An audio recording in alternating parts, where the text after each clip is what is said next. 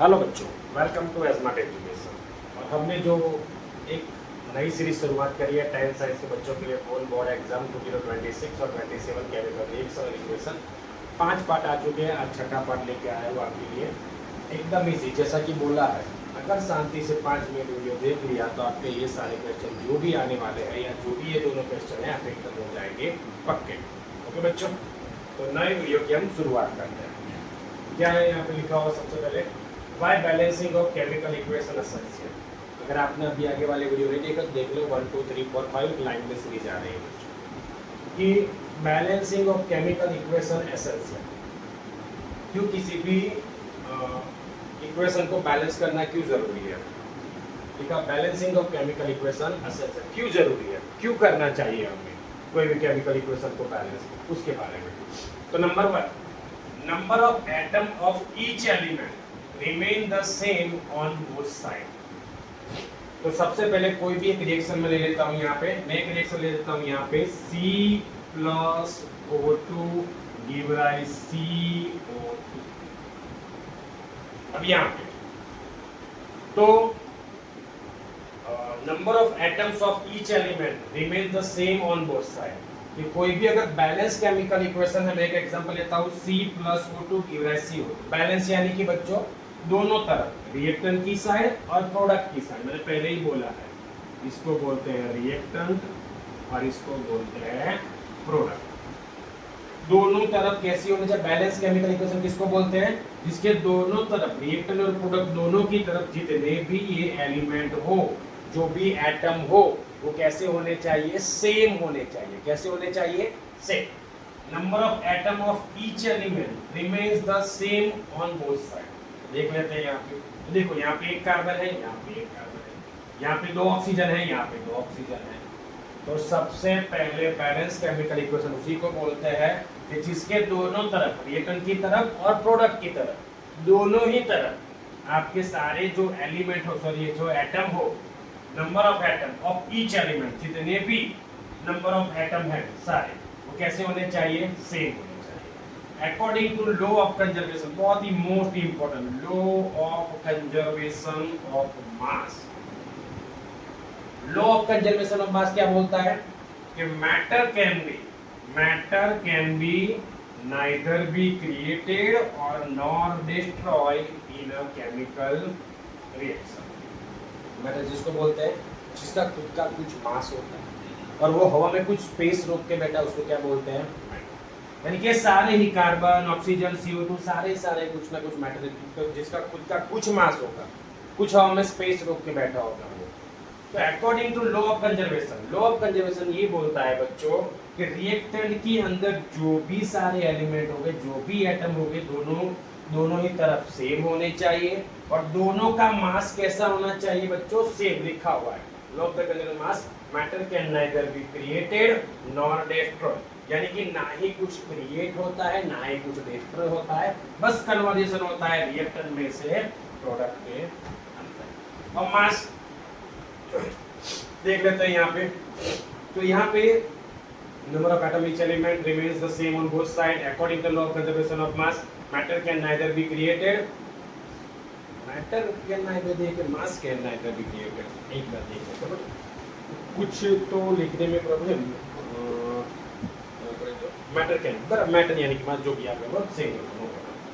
तो अब देख लेते हैं, तो ना ही क्रिएट होता है ना ही डिस्ट्रॉय होता है क्या, सिर्फ रिएक्टेंट में से प्रोडक्ट में क्या होता है बच्चों, कन्वर्ट होता है, बस इतना ही। उसके बाद रिएक्टेंट और प्रोडक्ट, जब भी कोई रिएक्शन होती है तो रिएक्टेंट में से क्या बनता है बच्चों, प्रोडक्ट बनता है।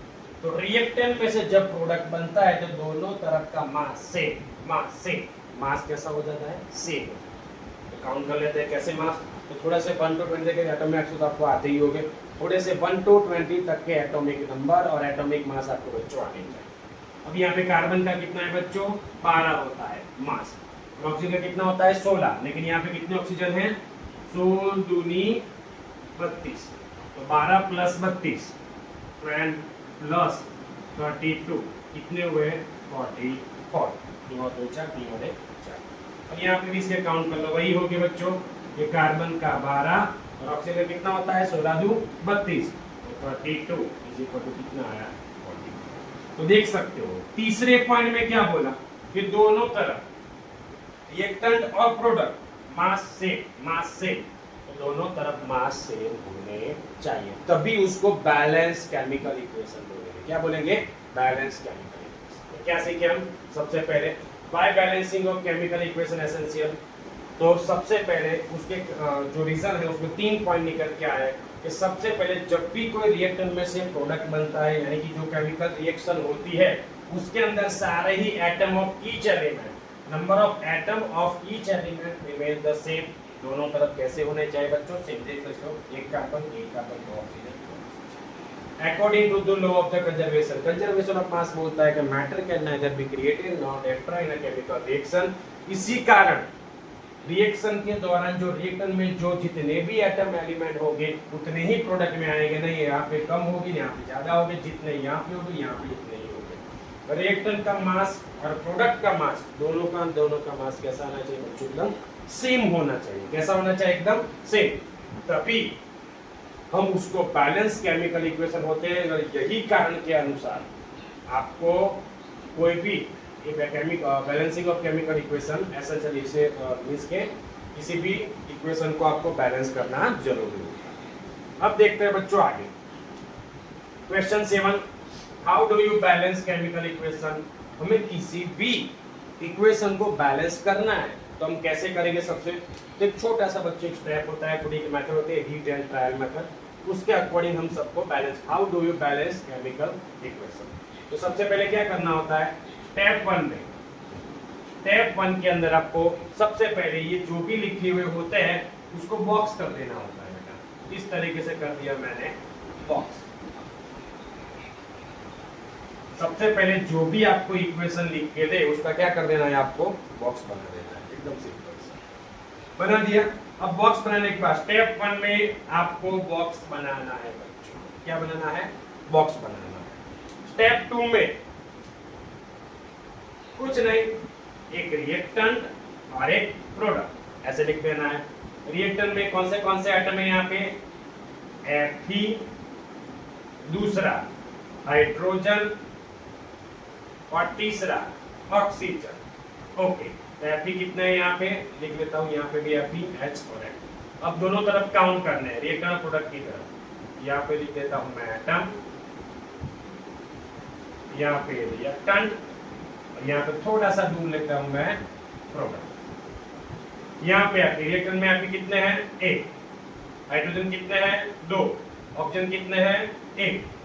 और प्रोडक्ट की तरफ हम जानते ही, अभी भी मैंने आपको सिखा कि लेफ्ट साइड वाले को रिएक्टेंट बोलते हैं, राइट साइड वाले को प्रोडक्ट बोलते हैं। तो यहाँ पे ये आपका रिएक्टेंट और ये आपका प्रोडक्ट। बोलो प्रोडक्ट में Fe कितने हैं? यहाँ पे 3। ऑक्सीजन कितने हैं यहाँ पे बेटा? सबसे निकल है यहाँ पे हाइड्रोजन 2, और ऑक्सीजन कितने हैं यहाँ पे? 4। तो दूसरे स्टेप 2 के अंदर, स्टेप 1 में आपने बॉक्स बनाए, ऐसे ऐसे बॉक्स बना दे रहे हो, और स्टेप 2 के अंदर इस तरीके से आपको लेफ्ट साइड और राइट साइड जितने भी एटम हो, जितने भी 1 3 2 2 4 ऐसे करके लिख लेना। देख देख के ही लिख रहे हैं। Fe कितने थे? 1, हाइड्रोजन के 2, ऑक्सीजन के 1। Fe कितने हैं? 3, ऑक्सीजन के कितने हैं यहाँ पे? 4, और हाइड्रोजन के कितने हैं यहाँ पे? 2। अब आपको देखना है कि सबसे हाईएस्ट दोनों तरफ कौन सा ऐसा एलिमेंट है जो ज्यादा मात्रा में, यानी कि ज्यादा है यहाँ पे। तो आप देख सकते हो अब स्टेप 3 के अंदर, अब यहाँ पे कितने हैं? चलो Fe 1 है, यहाँ पे Fe 3 है, यहाँ पे हाइड्रोजन 2 है, यहाँ पे हाइड्रोजन 2 नहीं है, यहाँ पे ऑक्सीजन 1 है, और यहाँ पे कितने बच्चों? 4 है। तो सबसे पहले हम ऑक्सीजन को बैलेंस करेंगे। तो अब हम क्या करेंगे? यहाँ पे तो ऑक्सीजन 4 है, लेकिन यहाँ ऑक्सीजन कितने हैं बच्चों? 1 ही है। तो सबसे पहले हम ऑक्सीजन को करेंगे 4 से मल्टीप्लाई। क्या करेंगे? ऑक्सीजन वाले यानी कि लेफ्ट साइड वाला जो ऑक्सीजन है उसको क्या करेंगे? 4 से मल्टीप्लाई। तो लिख देता है इस तरीके से कि Fe प्लस, अब ऑक्सीजन को 4 से मल्टीप्लाई करेंगे तो डायरेक्ट ऐसे हम 4 नहीं लिख सकते नीचे, हमें उसको आगे मल्टीप्लाई करना पड़ेगा बेटा। जब हमारे घर 2 मेहमान आए तो ऐसा नहीं कर सकते कि सिर्फ भाई तू आ जा, तू निकल ले, ऐसा आगे 2 लोग हैं तो दोनों को ही मल्टीप्लाई करना पड़ेगा। आई बात समझ में? तो Fe प्लस ऑक्सीजन को मैं 4 से मल्टीप्लाई करूंगा फॉर से, लेकिन मैं ले लूंगा यहाँ पे फॉर, यहाँ पे H2 कैसा वैसे का वैसा। तो जब हम फॉर से मल्टीप्लाई करते हैं बच्चों तो ठीक आगे मल्टीप्लाई करते हैं, ऐसे नहीं कि उसके पैर में यहाँ पे लिख देते हैं ऑक्सीजन है तो यहाँ पे मैं फॉर लिख देता हूँ, ऐसे नहीं लिखते, आगे लिखते हैं। यहाँ पे लिखते हैं फॉर H2 गिव राइज, जहां पे कुछ नहीं किया उसको वैसे का वैसे लेते हो Fe3O4 प्लस H2। अब चेक करना है, शांति से देख लो एक बार, सिंपल है यार। यहाँ पे एक Fe, यहाँ पे लेकिन Fe3 है फॉर H2। अब यहाँ पे देखो, और यहाँ पे ऑक्सीजन फॉर है, अब यहाँ पे हो गए ऑक्सीजन फॉर, लेकिन ऑक्सीजन फॉर को बैलेंस करने के चक्कर में देख सकते हो आप बच्चों कि हाइड्रोजन फॉर H2 यानी कि यहाँ पे हाइड्रोजन हो गए, कितने हो गए बेटा हाइड्रोजन, यहाँ पे 8 हाइड्रोजन हो गए, जबकि यहाँ पे कितने हाइड्रोजन है बच्चों, 2 ही हाइड्रोजन है। तो मुझे क्या करना पड़ेगा, राइट साइड यानी कि इस तरफ मुझे करना पड़ेगा 2 से मल्टीप्लाई। क्या करना पड़ेगा, 2 से मल्टीप्लाई करना पड़ेगा। अब मैं फिर से एक बार लिख देता हूँ यहाँ पे, चलो स्टेप 3 के बाद स्टेप 4 आएगा। Fe plus four H2O give rise Fe3O4 plus 2 2 जा 4 यानी कि फॉर H2 हो गया। चेक कर लो, यहाँ पे फॉर H2 यानी कि 8, यहाँ पे भी 8 हाइड्रोजन हो गए, यहाँ पे 4 ऑक्सीजन, यहाँ पे 4 ऑक्सीजन हो गए, लेकिन अभी भी देखो बेटा यहाँ पे Fe कितना है हमारा 1 है, और यहाँ पे Fe कितना है हमारा 3 है। तो मुझे क्या करना पड़ेगा, स्टेप 5 के अंदर सिर्फ और सिर्फ आपके लिए 3 यहाँ से एक ही है तो इसको मुझे मल्टीप्लाई करना पड़ेगा 3 से। तो मैं मल्टीप्लाई कर दूंगा बच्चों यहाँ से Fe को 3, उसके बाद चेक कर लो 3Fe plus four H2O give rise Fe3O4 plus four H2। Check कर लो 3Fe फॉर H2 8 यानी कि फॉर H2 यानी कि 8 हाइड्रोजन 4 ऑक्सीजन और 4 ऑक्सीजन। यहाँ पे सब कुछ बैलेंस हो चुका है बच्चों, एवरीथिंग इज बैलेंस, सब कुछ बैलेंस।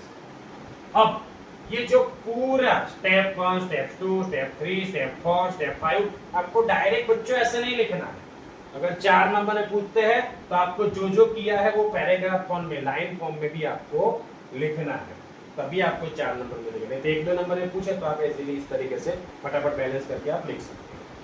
और ये जो पूरी मेथड आपने ये जो प्रोसेस करी, उस प्रोसेस को बच्चों बोलते हैं हीट एंड ट्रायल मेथड बोलते हैं। क्या बोलते हैं, हीट एंड ट्रायल मेथड।